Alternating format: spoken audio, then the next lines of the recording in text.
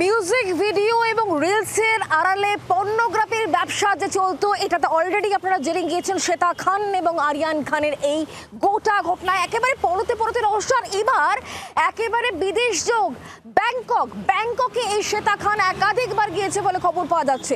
আপনারা জানেন যে শ্বেতা খান এবং আরিয়ান খান এই দুজনকেই পাওয়া যাচ্ছে না, তাহলে কি তারা ব্যাংককে পালিয়ে গিয়েছে?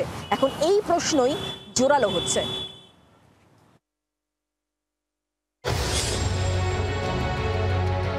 ছোটখাটো প্রোডাকশন হাউসের আড়ালে রমরমিয়ে দেহ ব্যবসার কারবার, কাজের টোপ দিয়ে তরুণীদের ফাঁসিয়ে নীল ছবির দুনিয়ায় নামানো, রাজি না হলেই তালিবানি অত্যাচার। সোদপুরের তরুণীকে হাওড়ার বাঁকড়ায় বাড়িতে আটকে রেখে লাগাতার নির্যাতনের ঘটনায় মূল অভিযুক্ত মা ও ছেলে শ্বেতা খান, আরিয়ান খানের একের পর এক কুকীর্তি সামনে আসছে। তদন্ত যত এগোচ্ছে ততই যেন পেঁয়াজের খোসার মতো পরতে পরতে খুলে যাচ্ছে শ্বেতা আরিয়ানের দুষ্কর্ম। এবার সামনে এলো বিদেশ চোখ।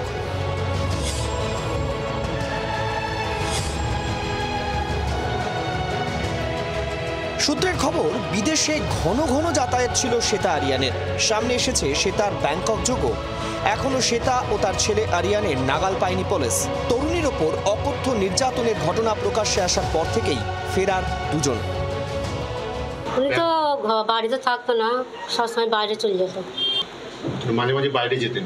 হ্যাঁ, উনি বাইরে থাকতো, রাত্রিরে চলে যেত, সারাদিন ঘরে থাকতো, আমাদের বাড়িতেও আসতো না।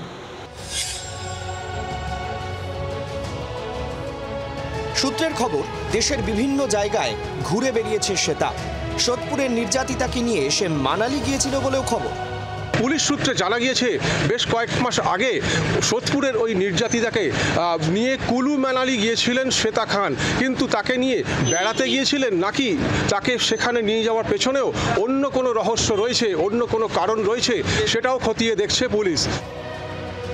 হাওড়া সিটি পুলিশের উচ্চপদস্থ আধিকারিক এবং বাঁকড়া থানার পুলিশ একযোগে কীর্তিবাজ মা ছেলের খোঁজ চালাচ্ছে। সোদপুরের তরুণীকে নির্যাতনের ঘটনায় তোলপাড় শুরু হতেই ব্যাংককে পালিয়ে গিয়েছে মা ছেলে। সেখানে কি কোনো মধুচক্রের সঙ্গে জড়িত শ্বেতা আরিয়ান?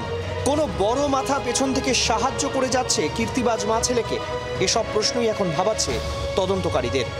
বরুণ এবং দেবব্রতর রিপোর্ট, জি 24 ঘন্টা। বাংলার আওয়াজ, বাঙালির আবেগ, জি 24 ঘন্টা।